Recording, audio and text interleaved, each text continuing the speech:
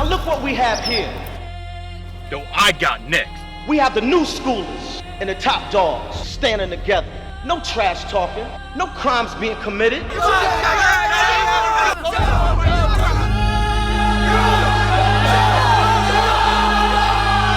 all of us coming together, coexisting. This is a miracle. We have hundreds of members and thousands of affiliates just waiting to be a part of us.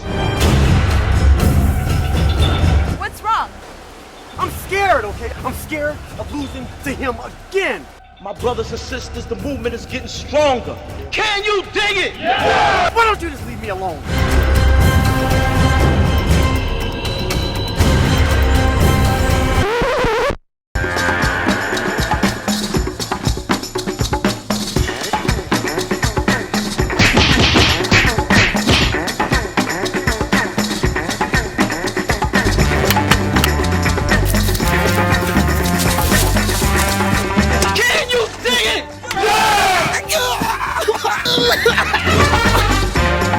You're phony.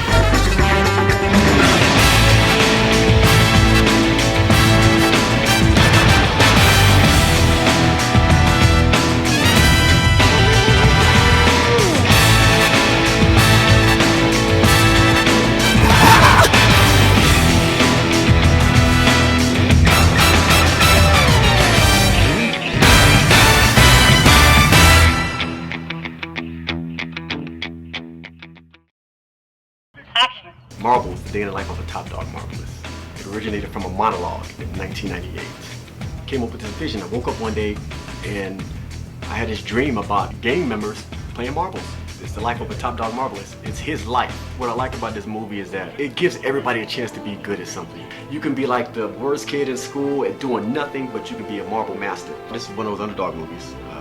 It's about redemption. You know, it's about a guy that was at the highest pinnacle and falls all the way down to the bottom. So he goes like rock. He is rock bottom. Comes back from the ashes to reclaim what was his. Camera movement and action. It's a great storyline because of the things that this guy went through, Marv Klepto, the things that he went through to get back to the top. Because he was very naive, where he just wound up facing off with Marbeast, not knowing how good he was. The game of marbles is a child's game that a lot of kids today probably don't even know about. When you're starting out with a project like this, it's not, you do it because you love it. You know what'd be so funny? He slips down the slide. Arthur Johnson's a writer, he's an actor, he's a visionary. He's a very talented guy who really has his stuff together. And Mike Ben is a comedian. He's hilarious. I mean, this dude is one of the fun. I'm not just saying this because he's playing a character, but I've actually been to the Comedy Store and saw this guy perform. And he's just freaking amazing. We were part of a sketch group before, and his ideas and like just the way he like sees things ahead of time, you know, it's very inspiring for me to be around that too. You know, I'm an old school guy. I wanted to make a change in the industry because I'm tired of seeing these remakes over and over and over again. I just knew that I had to write something that was just different and truly unique. He's like, yeah, and you guys. His techniques, his styles, the way he goes about doing things, the way he creates stuff, you know, he really pulls so much out of you that you don't even realize that you have. I think it was like 4 years I was unemployed. I was writing. At first, I wrote it 550 pages. I figured I could take it to Hollywood like that and sell it like two movies in one or whatever. But it's just so... I've been through a lot to try to get this thing down to 120 pages. After about 16 rewrites. These characters that I have, this name right here, Marvel Klepto, Klepto stealing obviously. He always steals the show. He's undefeated in the Marvel world. This guy is the best there is. He did it for himself, man. Marbeast is the bad guy. He's cocky as hell. He's coming into this new town after getting kicked out of his last town from getting in trouble. He's the best marvelist on the planet, and he's gonna show Marvel Klepto what's up. There's a certain type of wardrobe, a certain type of way you have to carry yourself. If you're a marvelist, you have to have the bandanas, no gang member colors. We use flashy bandanas, different colors and stuff like that. Any of my screenplays, I don't have no cursing. I want it to be for kids. I want it to be for the whole family. You should be very scared. And I don't like cursing because to me, cursing, it's just that means people can't come up with too much dialogue. Funny thing about this movie is that outside the Marvel world, nobody knows who you are.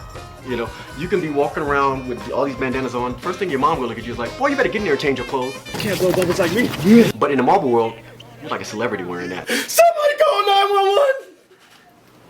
911! My phone's dead, dog. I'm sorry. would have a built-in audience because old school people are going to want to know what Marbles is about. There'll be a lot of stuff that's going to come from this, you know, as far as marketing. Marble bags is going to go crazy. There are different type of marble bags in this movie. There's bags that got alarm systems in them. There's bags that got the red powder in them. Somebody take off with the bag, open it up, boof. We got our first major sponsor. Thank you. He's dead. He did it. It's your fault. What? Hey, y'all looking at the wrong people. You're talking about us. Just You was with him. You with him. Hey, man, you still you. My comedies they're truly unique. I make sure that there's nothing out there like what I do. It's that good of a script. It's that good of a story. There's always a time and a place whenever something. Back then it wasn't ready. Now I think the world's ready to see marbles. It's gonna make you laugh. It's gonna make you, make you want to go out there and buy some marbles. It's gonna make everybody get together. It's gonna make people come together. It's gonna be one of those movies that, like, for decades that people talk about. This is a new type of comedy I like to call it. At the worst, it'll be a cult classic. Marbles is my baby. I put so much heart and soul into this movie. It's unreal. 15 years, man.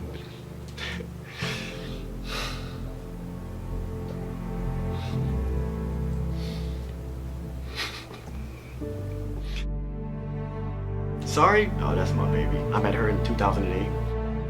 I was broke, living downtown in a motel, stuff like that. And if I met her, and I told her about what I was doing, wasn't making that much money, nothing. But she kind of liked my vision,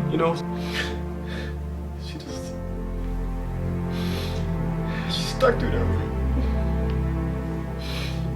Try to do it when you're really pushing out. Because of you guys, this vision came to life.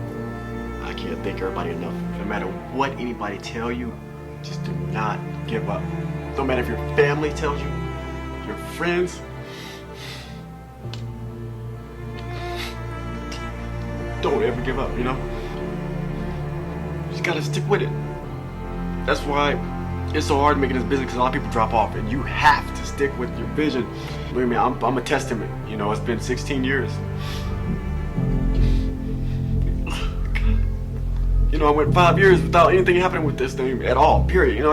Just 5 years of limbo. Man, but you know what? I stuck with it, kept my faith. Man, now I'm here. Keep the faith.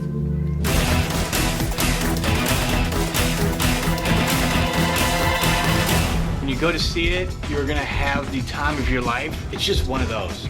It's just one of those films. And cut.